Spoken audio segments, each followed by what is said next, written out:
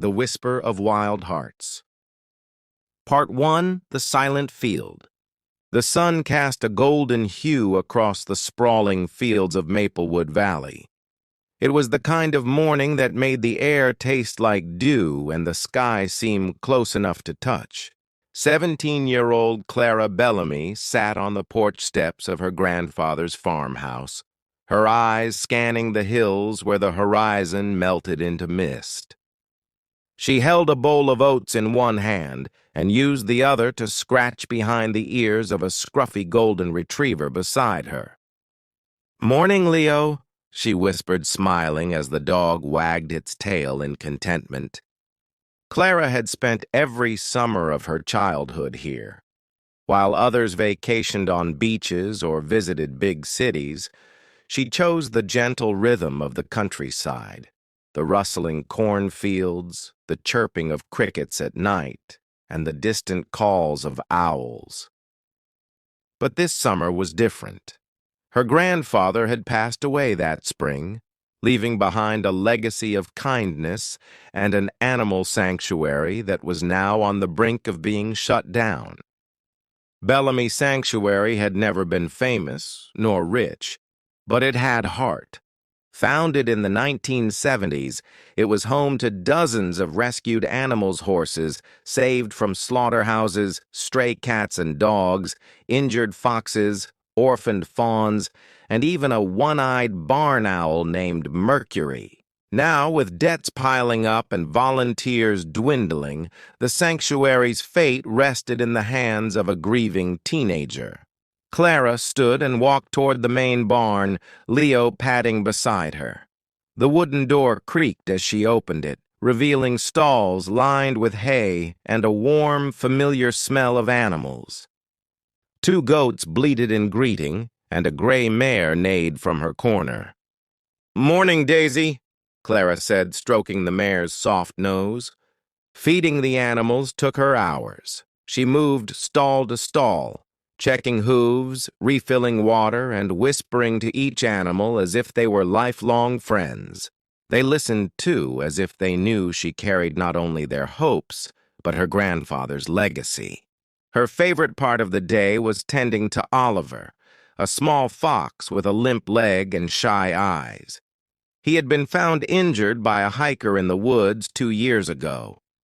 While the vet had suggested euthanasia due to the damage to his paw, Clara's grandfather had insisted, "If he wants to live, we'll help him live." Clara sat by Oliver's pen, gently offering him bits of meat. He approached slowly, trusting her more with each passing day. "You're stronger than you look," she whispered. "We both are." Later that afternoon, Clara wandered into the dusty office where her grandfather had kept records and notes. A photograph caught her eye, one of him as a young man holding a raccoon in his arms, both smiling as if they shared a secret joke. Beneath it was a quote scribbled in faded ink.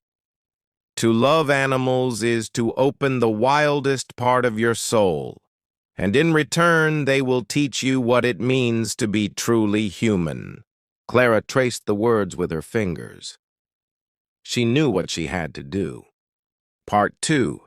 The Promise of Fur and Feather. The next morning brought with it a fresh sense of purpose. Clara tied her hair back, pulled on her boots, and headed into town. The bell above the door of Harper's General Store jingled as she entered. Everyone knew Clara, and everyone knew about Bellamy Sanctuary, but knowing didn't mean helping. "Morning, Clara," said Mrs. Harper from behind the counter. "How are the animals holding up?" "They're okay," Clara replied, "but I need help, real help." Mrs. Harper pursed her lips. "I'm sorry, sweetheart. With the way things are going, most folks are just trying to keep their own farms afloat." Clara nodded and left without another word. She understood. Times were hard, but giving up wasn't in her blood. Back at the sanctuary, she created a plan. She dug out her grandfather's old camera, cleaned the lens, and started taking pictures that told the stories of the animals, their eyes full of trust and wounds healed by care. She shared them online, one by one. Meet Daisy, a retired racing mare who never knew kindness until she came here, she wrote. Here's Mercury the owl, who lost one eye but sees more of the world than most of us ever will. She poured her heart into every post. She filmed Oliver eating from her hand. She showed the goats playing like children in the yard. Her posts weren't slick or professional, but they were real and people noticed. Soon the posts were shared, then reshared. Donations began to trickle in. Not much, but enough to buy medicine, feed, and a few repairs. A retired vet named Dr. Lena offered to volunteer once a week. 2 high school students, Ben and Zoe, came by after school to help with chores. One afternoon, Clara was brushing Daisy in the paddock when Ben approached.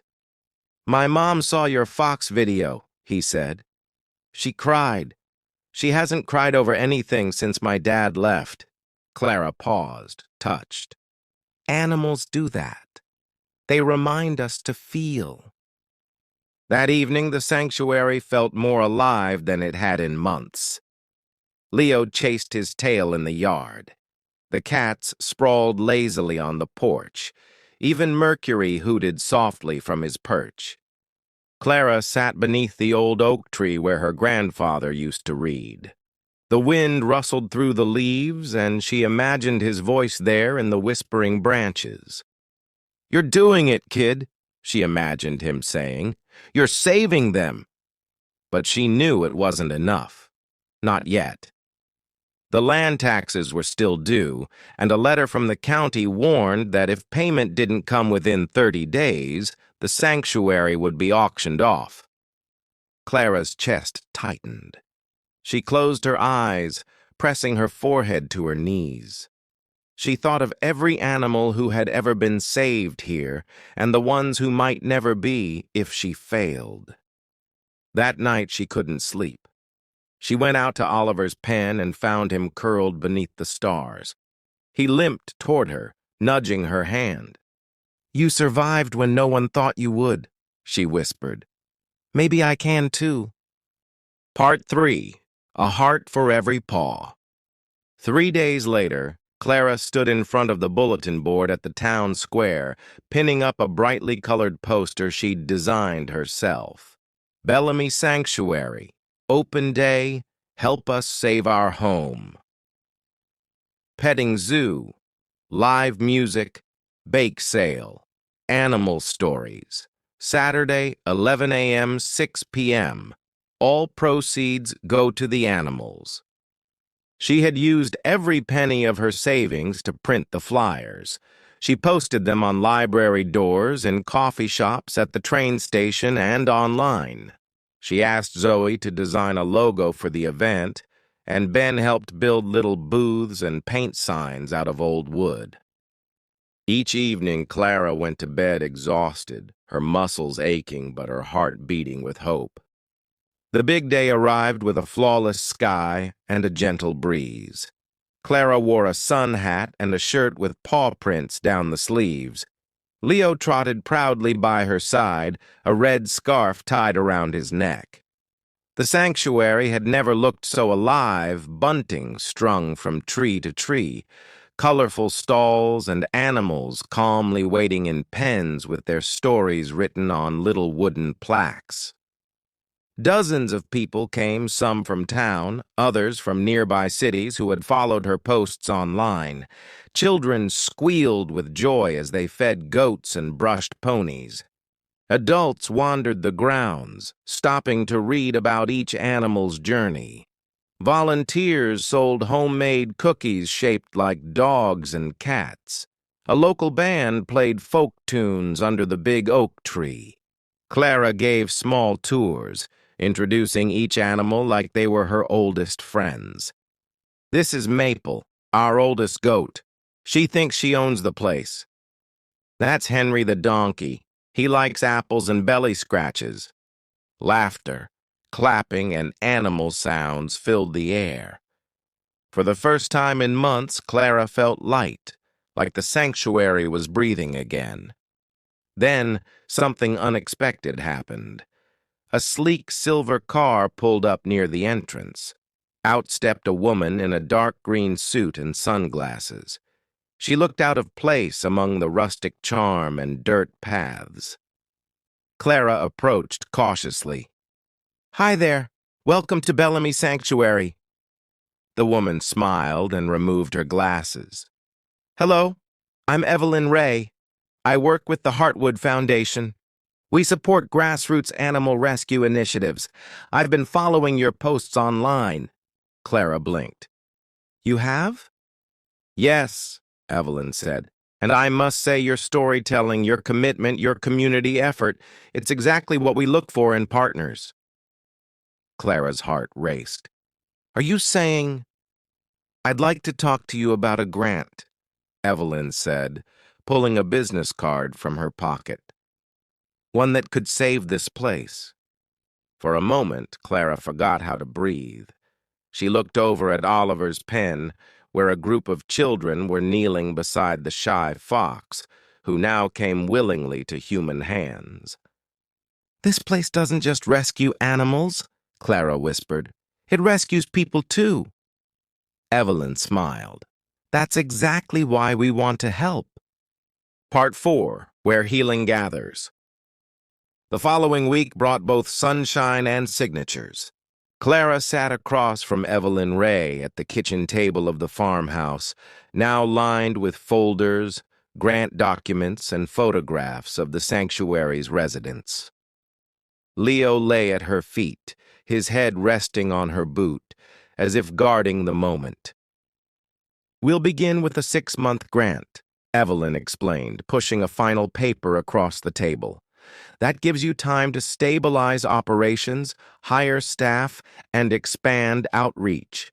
If progress is consistent, the Heartwood Foundation will consider long-term funding." Clara picked up the pen. Her fingers trembled, not from saved, but from the weight of a new beginning. She signed. In that moment, her grandfather's voice returned to her, soft, warm, and proud. "You're not just saving lives, you're building a sanctuary for every wounded soul." With the grant came change, good change. The barn was repaired and painted a welcoming red. New fencing kept the field safe and the animals free to roam. A local carpenter built heated shelters for the more vulnerable rescues. Solar panels were installed to reduce costs, and a small clinic space was added for the visiting vet, Dr. Lena. The sanctuary wasn't just surviving anymore, it was blooming. But Clara didn't stop there. She knew the sanctuary had always been more than a place for animals. It was a place for people, too. She started weekend compassion walks for children with anxiety and trauma, where they could brush ponies or sit silently beside Mercury the owl. She created an after-school program where teens helped with feeding and care, learning empathy with every scoop of hay. One afternoon, a boy named Milo came with his social worker. He was quiet, shoulders hunched, eyes filled with things no child should have to carry. Clara introduced him to Oliver, the fox. "This is Oliver," she said. "He doesn't like loud voices. He lost part of his leg but learned to run again." Milo said nothing, but sat beside the pen. For nearly half an hour, he stayed silent. When he finally reached out to touch the fox's fur, tears slid quietly down his cheeks. He came back the next week, and the week after that. Clara watched as walls crumbled both in animals and in people. The sanctuary had become a place of mutual healing, a language without words, a shelter not just from the elements, but from a world that sometimes forgets how to be kind. One evening, as she closed the gate to the sanctuary, Clara saw a handwritten letter wedged between the slats. She opened it. "Dear Clara, when I visited Bellamy Sanctuary, I didn't just see animals. I saw love made visible. My daughter Lily, who never speaks outside our home, said her first words to Daisy the horse. She said, "You're safe. Thank you for giving us that moment. It means more than you'll ever know. With gratitude, a mother you saved." Part 5. The Spring of Wild Hearts. Spring came early that year. The fields of Maplewood Valley rippled with wildflowers, and the scent of lilacs floated on every breeze.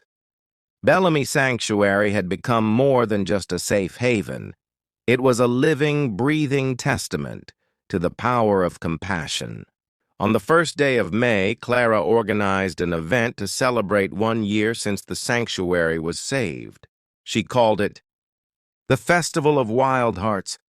Invitations were sent far and wide, not only to donors and animal lovers, but to every person who had ever found solace among the sanctuary's quiet paths and gentle creatures. Beneath garlands of blossoms, families gathered. Daisy, the old mare, wore a crown of daisies on her mane. The goats pranced around in bow ties. Leo wore a badge that read "Official Greeter," and Mercury, the owl, sat proudly on a perch at the center of the barn, blinking calmly at the curious children who approached him. Clara stood on a wooden stage made from repurposed fence posts, holding a microphone with nervous fingers. She looked out at the crowd, over 200 people, many of whom had tears in their eyes. She cleared her throat. "I used to think saving animals was about rescuing them from harm," she began. "But over the past year, I've learned something even more powerful. They save us too. Every scar on their bodies holds a lesson. Every soft gaze is a reminder that love doesn't need language, that healing happens in the quiet." She paused, watching as Milo walked up beside Oliver's pen and gave the fox a treat without fear. "This sanctuary is built on stories. Yours, mine, theirs," Clara continued, gesturing to the animals. "And every story here matters. Every beating heart counts. Because loving animals isn't just a kindness, it's a promise to protect, to listen, and to never turn away from suffering." A soft breeze carried her words across the field. The crowd applauded not with thunder, but with warmth, the kind that stays with you long after the sound fades. Later that evening, when the sky turned lavender and music drifted through the dusk, Clara wandered away from the crowd and sat beneath the old oak tree. She closed her eyes and leaned back against the bark. Footsteps approached, and Zoe sat beside her. Ben joined, holding 2 glasses of homemade lemonade. "You did it," Zoe whispered. "No," Clara smiled. "We did it." They clinked their cups together and drank in the moment.